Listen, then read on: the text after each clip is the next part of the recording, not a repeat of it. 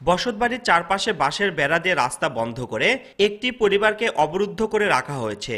ভুক্তভোগী কামরুজ্জামান তার প্রতিবেশী ও এলাকার মাতব্বরদের বিরুদ্ধে তাকে একঘরে করে রাখার অভিযোগ করেছেন। দীর্ঘদিন যাবৎ কামরুজ্জামানের সঙ্গে জমিজমা নিয়ে তার কয়েকজন প্রতিবেশীর বিরোধ চলছিল। এই ঘটনাকে কেন্দ্র করে এলাকায় সালিশ বসিয়ে অভিযুক্ত প্রতিবেশী সহ মাতব্বররা কামরুজ্জামানের অবর্তমানে তার বাড়ির চারপাশে বেড়া দিয়ে পুরো পরিবারকে অবরুদ্ধ করে রাখে। শুধু তাই নয়, ঘরোয়া সালিশে তাকে সমাজচ্যুত করে একঘরে করে রাখার সিদ্ধান্ত দেন মাতব্বররা। এমনকি এই পরিবারের লোকজনের সঙ্গে এলাকার কেউ কথা বললে ও চলাফেরা বা যোগাযোগ রাখলে তাকে গুনতে হবে 5,000 টাকা জরিমানা।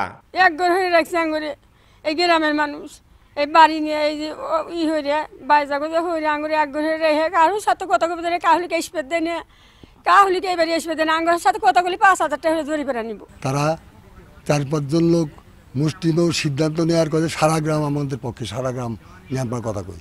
তা আমি বললাম সারা গ্রামের জনগণের সামনে আমার কথা বলার সুযোগ দেওয়া হোক, দরবার দিলে এরা দরবার হবে রেখে এরা যা রায় করছে এইটা আমার মেনে নিতে হবে। আমি তা মানি না, বিদায় হলো আমি এলো এইভাবে অবরুদ্ধ হয়ে গেছি। আমার কাছে 1 মাস যাবত 1 মাসের উপরই হয়ে গেল অবরুদ্ধ করে রাখছি।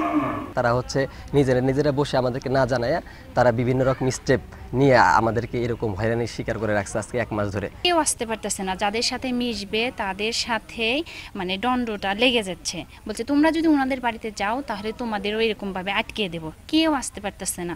এই 2025 সালে এসে এরকম যে হবে কখনো ভাবতে পারি নাই।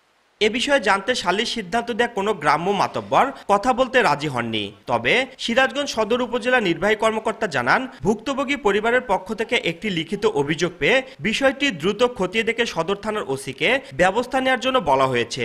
সনগাছা ইতালিতে আমি একটা অভিযোগ পেয়েছিলাম। অভিযোগটি পাওয়ার পরে আমি এটা সাথে সাথে আমাদের অফিসার ইনচার্জ সিরাজগঞ্জ সদর থানাকে পাঠিয়ে দিয়েছি, যাতে এই তদন্ত করে যথাযথ ব্যবস্থা গ্রহণ করেন, এবং সে প্রেক্ষিতে তিনি ওখানে গিয়েছেন বলে আমাকে জানিয়েছেন। এই ঘটনাটি ঘটেছে সিরাজগঞ্জ সদর উপজেলার ইটালি পূর্বপাড়া গ্রামে। রিঙ্কু কুন্ডু, সময় সংবাদ, সিরাজগঞ্জ।